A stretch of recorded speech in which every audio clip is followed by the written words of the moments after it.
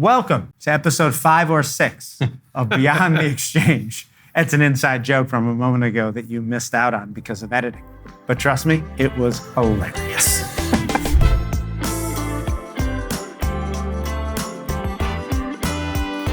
As always, I'm joined here with my superior host, Brian King, the CEO and co-founder of Lodas Markets Incorporated, a Delaware corporation.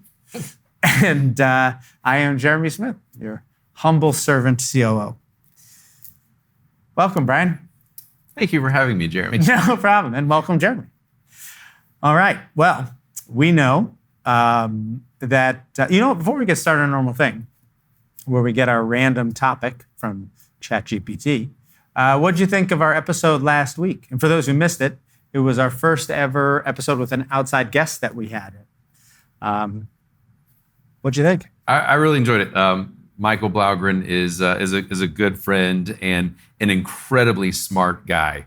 He was very smart. It was a lot of fun to be able to have him on the show and be able to talk with him. But it makes me kind of excited also to think about some of the other people that we were thinking about bringing on. So stay tuned. Yeah. And you know what was probably the most amazing part about it? That so after we filmed it, his PR department reviewed it, watched the whole video with him, and no changes, anything.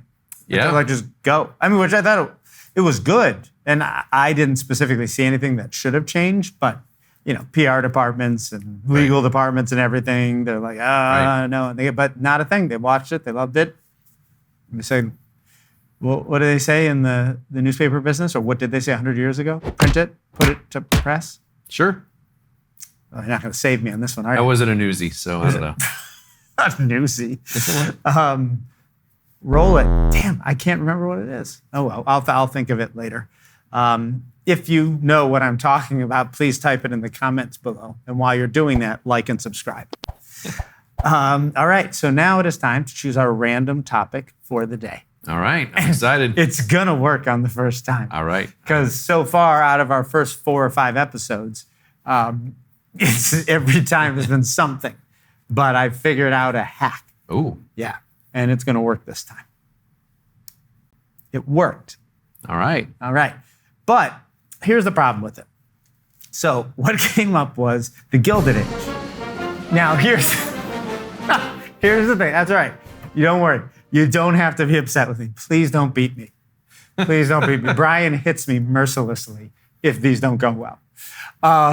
But I think even though it wasn't specifically sort of a kickoff topic for any of our first 4 or 5 episode, I think we've kind of covered it and touched on it through other avenues, because we've talked about Knus Vanderbilt and the like. So I'm going to make an executive decision because I'm the chief operating officer, not executive officer. I'm making an operating decision, and I am going to randomly generate another one. So here's the funny thing: the mechanism worked, but the result didn't, because You still failed. It's right. I still found a way to let you down. Yes. All right. So with that, we'll do another topic. And okay, here's an interesting one: a Hall of Fame deduction ceremony. So there was it's funny. We're on a podcast here, and many years ago. Now, I was an early adopter of podcasts. I started listening to my first podcast about 18 years ago. Wow. Yeah. Like podcasts. Early adopter. Yeah, podcasts, no joke, were probably only like 6 months old at the time, or 9 right. months old, something like that. But in any event, at some point, I did this probably 15 years ago. I said, I want to start my own podcast with some of my friends. And it was going to be called You're a Sports Idiot. And essentially, there are so many misconceptions, misunderstandings, faulty beliefs around sports. And so I was going to do a podcast where each episode I would cover some sort of thing that most people believe about an aspect of sport or an athlete and tell them why they were wrong. and what the right answer is. And so we did, I think, 2 or 3 episodes, but never really published them. And they were a lot harder to produce back then. One, we didn't have a Nathan. Nathan, for anyone who's new to our podcast, is our amazing super producer. In my mind, it goes J.J. Abrams and then Nathan. Wow. In terms of producers. Yeah. Wow. Yeah. So with that, and by the way, can you make me look really good since I just complimented you so thoroughly? Excellent. Get ready for whatever he's about to do to me because it's going to be magical. So in any event, we were, it was tougher to do it then, like remotely, because my friends were in 3 different cities. I was in a 4th city. And so the only thing that existed then was like Skype. And it was just a lot to figure out and do. So after 3 episodes, we killed it.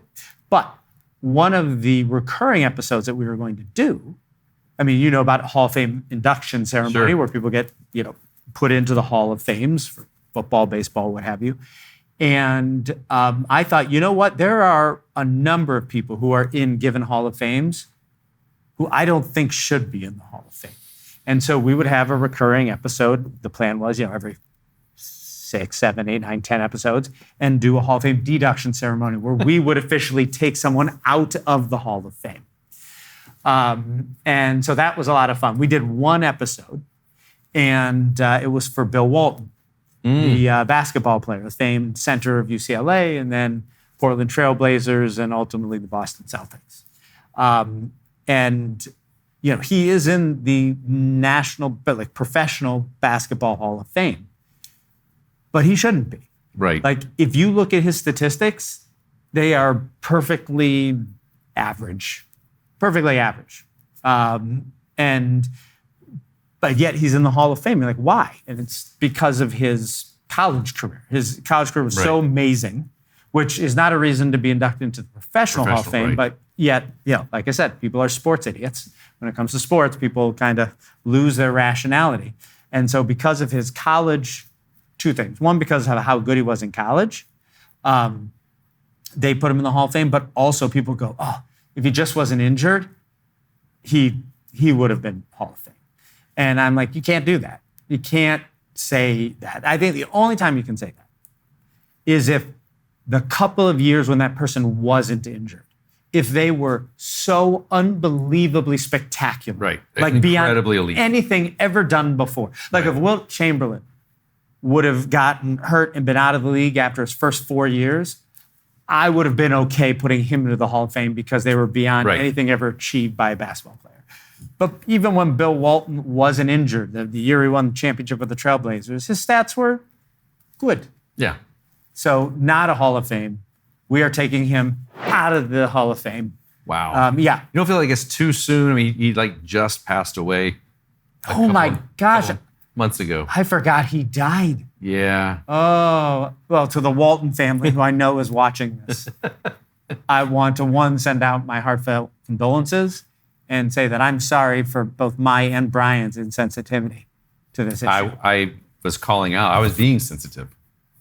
I don't know. I'd say you kind of reopened a wound with the Walton family. If you wouldn't have said anything, they probably could have put it past I do remember watching, though, like, I think some of the injuries that he had, if I remember correctly, I watched a documentary or something not that long ago. He had a hard time even walking. Yes. He was in so much pain. Yeah. Like constant pain. He was. His body was a mess. And it just couldn't last. It reminded me of Greg Oden. Do you remember? I think his name was Greg Oden from Ohio State. Yeah, he lasted like 35 games in the league. And that was it. Yeah, some people, they just, I don't know, their bodies aren't built for it. They get far enough to get drafted, and then it just falls apart. Yeah. And the team and the fans, they're the real victims. I think somebody who I've never really thought of a deduction ceremony, but somebody who I've thought in the past, like just, in fact, I think we've actually talked about him before. Yes, say it. Don't be afraid. Is Terry Bradshaw. Oh my God. He was next on the list. If we were going to continue the podcast, he would have been the next deduction ceremony. Terry Bradshaw, to me, I mean, while he won several championships, several Super Bowls, like that's incredible, but it's almost like they won it in spite of him. They did. Yeah. Two things. So one, and this is a whole nother episode. And spell whole nother. How do you spell whole nother? Whole nother. HOLLL apostrophe NOTHER. Okay. Got it. Whole nother. Whole nother. It's one word. Okay. Yeah. So it is. So the first episode actually of You're a Sports Idiot that we did was about, and we can't get into this here because one, this really would have to be a 2-hour episode, and two, we would get so much hate mail. Possibly, someone would send a bomb in the mail. Wow. Yeah. That legit. I do not think that quarterbacks should not be judged based on how many Super Bowls they've won. That I think that is zero relation to how good or bad a quarterback is. One example being Terry Bradshaw. Because if you do a statistical analysis, which I have, Terry Bradshaw's stats are right in line with the average non-Hall of Fame quarterback of his day. Because oftentimes people will say, Jeremy, stop being so mean.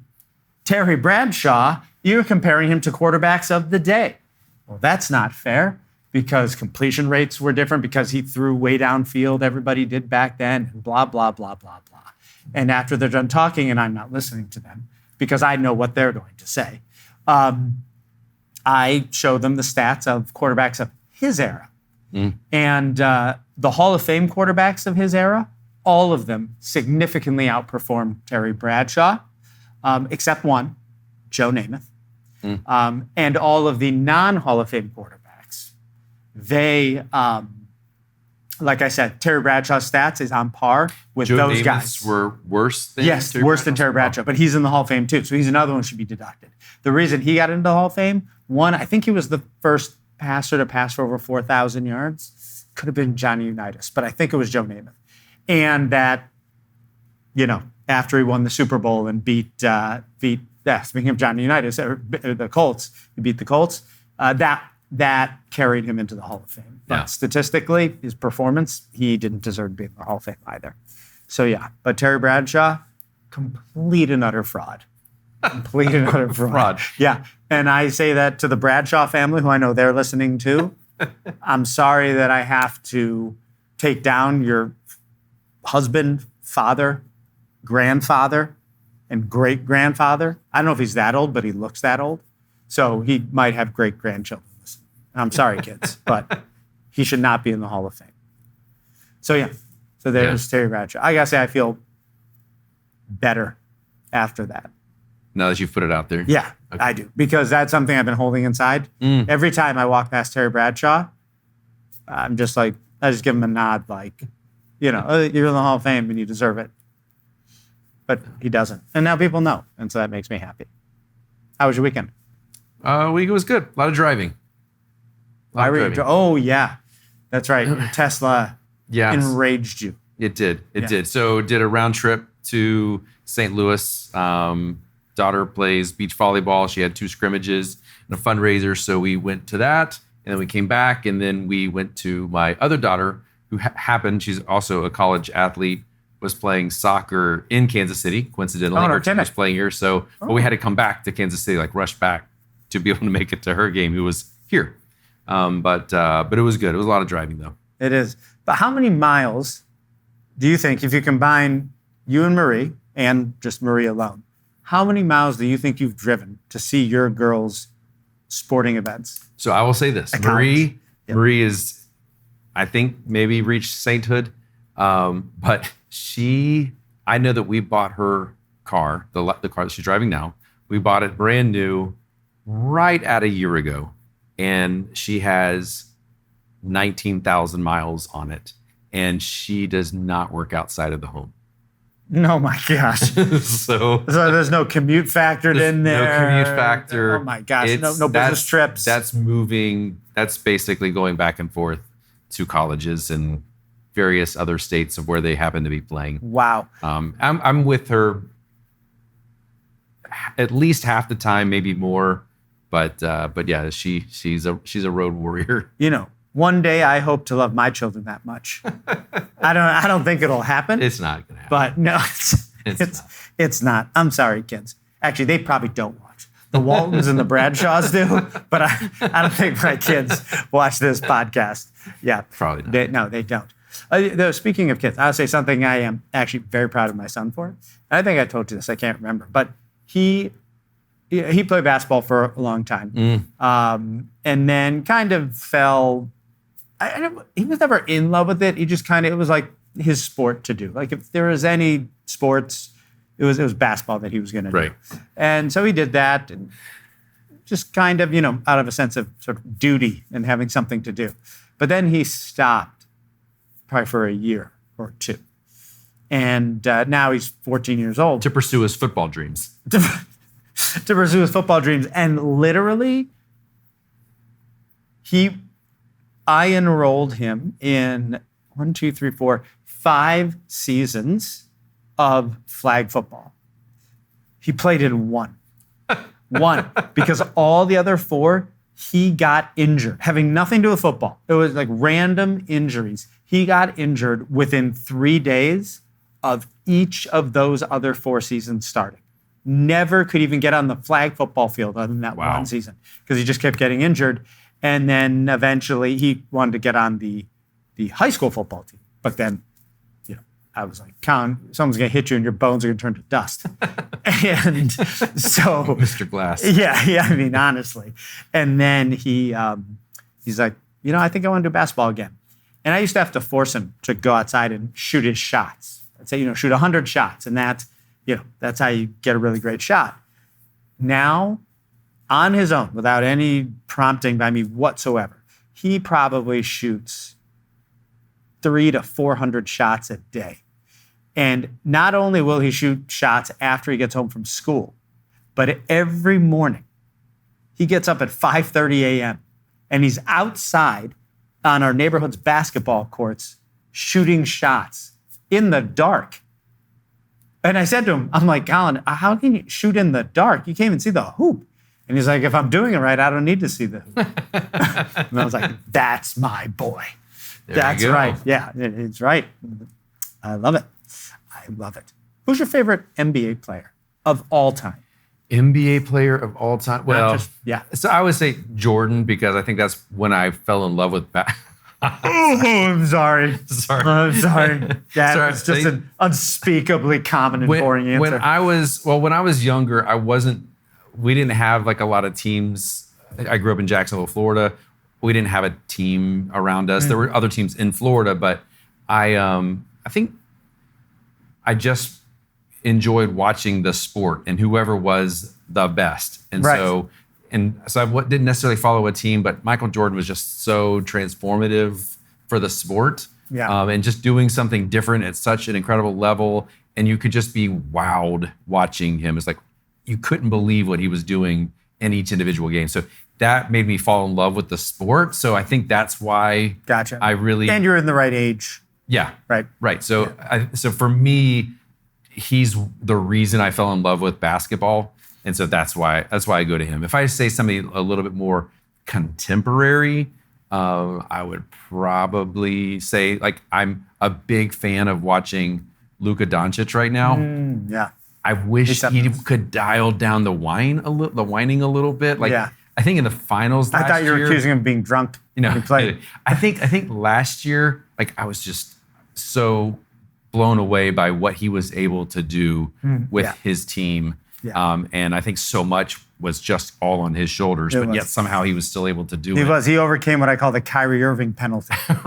The ability to make it to the NBA Finals with Kyrie Irving, who is nothing but bad for teams. It's one of the reasons LeBron is one of the greatest, because he won a championship with Kyrie Irving on his team. I think, and I would say LeBron is another one that if they could dial down the whining so much, they remind me of like men's soccer players, right? Yeah. Like, it's just, come on. Like, I know, they just roll around on the ground. Cry about every single play. Honestly, it's like, do you not have any self-respect? Like, I get this is like the culture of soccer, but I'd be embarrassed. Right. You imagine your kids are watching this sport Right. you're playing, and you're rolling around the ground crying, pretending to have gotten hurt. Like, And I couldn't look my kids in the eye. And that's why actually I like women's soccer so much more. Because one, at the higher levels, they're playing with great skill, ability, speed, etc. Whereas at the lower levels where your daughter plays, you're saying it's not much skill or anything. Do you hear that, Sid? Do you hear that? That was your dad. There's definitely skill. Shameful. What I'm talking about is the fact that you can watch a female professional soccer player, particularly like the national teams playing, and it's unbelievable skill, and they could get trucked, Right. and they pop right back up and keep on going. Yeah. You're like, So that's how it should be. but for men, they're flopping and they're crying, and you're just like, I just can't handle Yes. this. It is very difficult to watch. Yeah. Very difficult to watch. Yeah. So that, shoot, what were we just talking about before? Oh, right. So Basketball, favorite favorite NBA NBA player. Right. player. Yeah, well, it's also all sports episode Yeah, there you go. of Beyond the Exchange. So who would be your, I think I know who yours is, which is a little bit of a yawn too, but go ahead. Well, then, if you think it's a yawn, then you can't possibly know who it is. Who do you think it is? Well, you just, every day you go on and on about Steph Curry. Okay, so here's what's interesting. Steph Curry is not my favorite player of all time. He's my third favorite player of all time. So what I'm going to do is I'm going to go in reverse order. So we get to hear 2 and 1. Okay. Yeah, Awesome. and 3. So yeah. Bonus answers. So yeah, but then, because that just reminded me that I'm then going to go through my top 3 favorite desserts from 3 to 1. Okay. Yeah. All right. So first, NBA players. So Steph Curry, number 3. Okay. So talk about someone who transformed the game. Right. Steph Curry. Nobody shot 3-pointers consistently from 50 feet out until right. Steph Curry. Right. And then it just opened up the game, and he's the greatest shooter of all time. And on my favorite team. The other Golden thing State I Warriors. love about Steph Curry, though, is his away from the ball Oh, activity. yeah. His It's away from the crazy. ball, like nobody plays away from the ball like he does. Just, can you imagine covering somebody like that that's running No. the entire game? No. Just circles. Yeah, he does. He's unbelievable. And so I would say if I was 14 watching Steph Curry, he'd probably be my favorite player of all time. But it's tough for someone to be your favorite player of all time when you were first exposed to them as an adult, right? There's something about the magical wonderment, with which a child views the world, that when you see your favorite anything, movie, player Right. at that time, it just, nothing can ever top that just because you were a dumb kid back then. So Steph Curry, because I love shooters, and that's what you'll see that theme throughout number 2 and number 1. I love shooters. Great shooters, there's nothing more exciting to me. Like guys who are athletic and great in the paint, in the lane, and that's fine, but great shooters, that's what I love. So Steph Curry's number 3. Number 2, Glenn Rice. Yeah, Glenn Rice of first the Miami Heat and then the Charlotte Hornets, played for University of Michigan. Amazing shooter back in the day. Loved him because he was just a pure shooter. And then my favorite player of all time, also a Golden State Warrior, but during my childhood, Chris Mullin. Chris Mullin, an amazing shooter. Probably I considered him to be the best shooter of all time before Steph Curry came around. He was just like nobody else. So now my top 3 desserts. Number 3. Well, yeah. Baskin-Robbins mint chocolate chip ice cream. Yeah. And only Baskin-Robbins.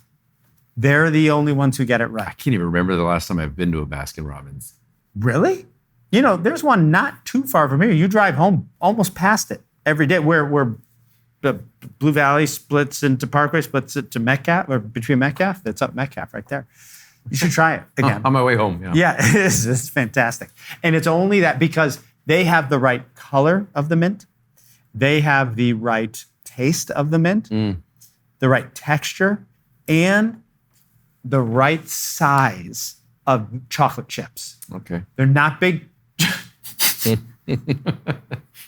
I'm not sure I've ever heard you sound more. I'm not sure if it was disinterested or patronizing. It's probably more patronizing. It's patronizing. Okay. Yeah, I mean, that tone was something.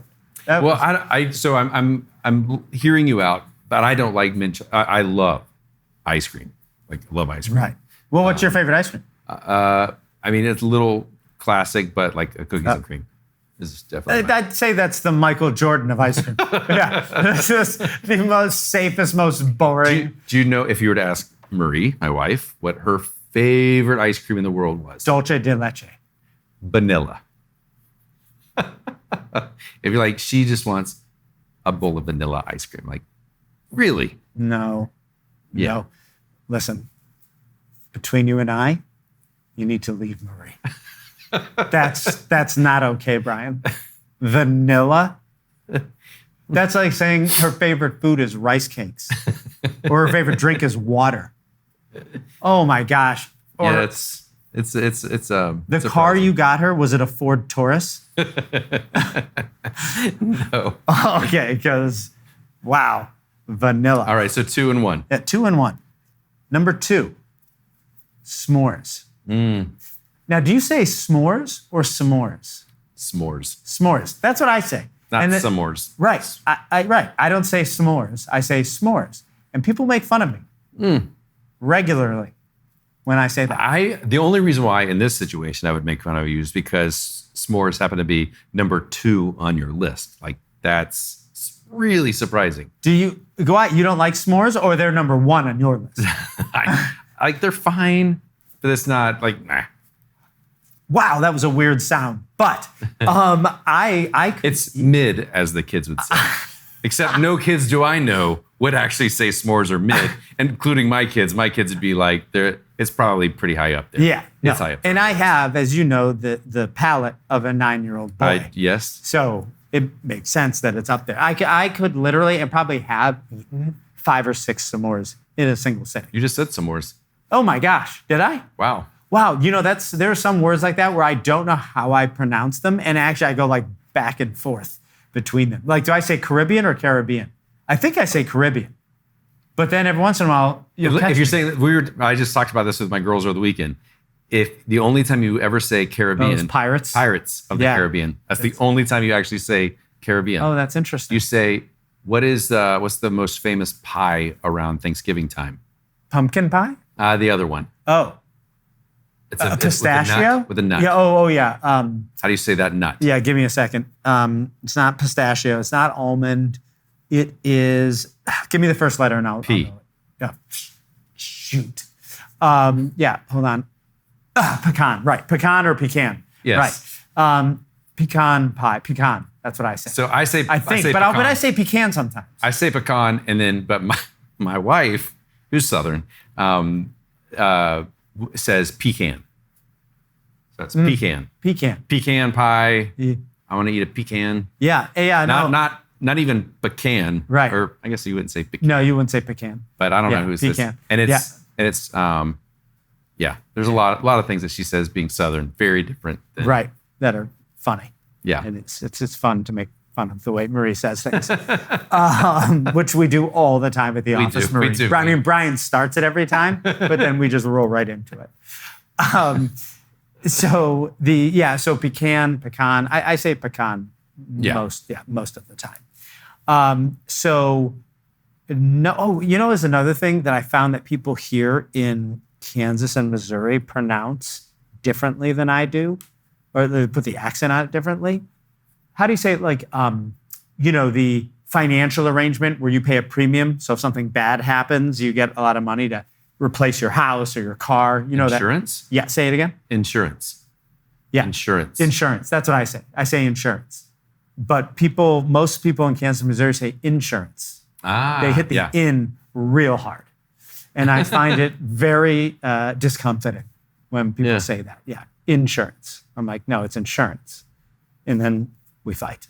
All right. So number one. Number one. What's Number one on my list is raw cookie dough. Real, honest to God, it's possible that you get, what's it called that you can get with Salmonella? Salmonella poisoning, cookie dough.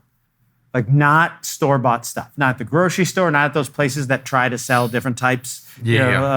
No, because they do something to it to eliminate that risk, and it irrevocably changes the taste, not for the better.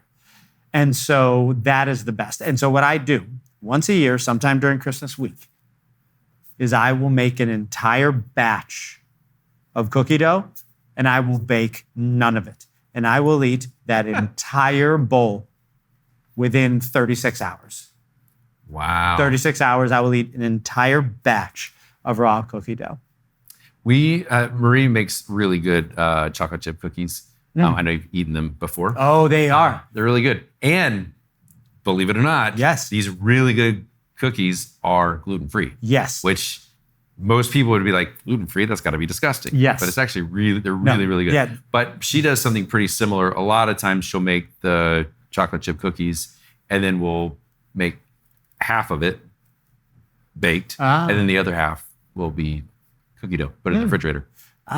That's interesting. Yeah. And I like that. I like that. And honestly, then I don't think it's very nice of you that you make fun of the way Marie pronounces things. She does something nice like that for you, and that's the repayment she gets? Yeah, well. I'm sorry, Marie. I'm very sorry. So going back to the raw cookie dough, because you said something, and it sparked something, and I wanted to say it, but I forgot what it is. I'm trying to stall. How long do you think I can stall until I remember what it was I wanted to say? Well, we're coming up to the end of the podcast, so hopefully not too long. Yeah, I don't think I'm going to recover it because we're going to talk about something else, and then we won't have time to come back to raw cookie dough. But I do remember one thing I was going to say, which is when I was at college, I was in a fraternity, and we needed to have a bake sale or do something to raise money, and so we decided bake sale, and I said raw cookie dough sale. And so we made, I can't remember how many batches of raw cookie dough, and then we put it in a ball and put each ball in like a plastic baggie and laid the baggies out on the table and sold that. And it was literally the most successful bake sale in the history of my fraternity. We sold like $1,000 of raw cookie dough in like 40 minutes. Wow. Yeah, it was. That's crazy. Yeah, it was because everybody. I've been told that I understand the common man. And this is one of many examples of that where I knew. I'm like, look, the common man loves this. And we are going to sell out in a big way. And we did. And we did. And see, that's why I call myself extraordinary. Oh, wow. Right? But not extraordinary. Right, yeah. Extraordinary. I see what you did. Right, because my tastes are like whatever the average person is, but then like amped up. Like my favorite movies and just things in general are like superheroes. I love superheroes. Well, what are the top performing movies of all time? Most all of them are superhero movies. Win no awards, but are typically the most commercially successful. Exactly. And same thing, sci-fi. Sci-fi also on the top are superheroes and sci-fi. And those are my favorite. And I know those will do well because most people's taste, the average person, reflects my own. Because I am whatever the ordinary person is, but extra. Wow. Extraordinary. Wow. Yeah. It's quite remarkable. Should we wrap up on that? On how extraordinary I am? Yeah, I think it'd be a good time. All right, that is good. Well, thank you once again, everybody, for joining us here for a special Halloween edition of Beyond the Exchange, where we didn't mention a single thing about Halloween, but it is October. Yeah. Right. I guess the one thing we did mention about Halloween pecans is, yes, but also that it's Halloween. Or, Yeah, that it was a Halloween theme. Oh, yeah. Even though it wasn't. So, thank you for joining us here, where we talked about everything from the Hall of Fame deduction ceremony to Halloween. And come back and visit us next time when we have our next guest on Beyond the Exchange.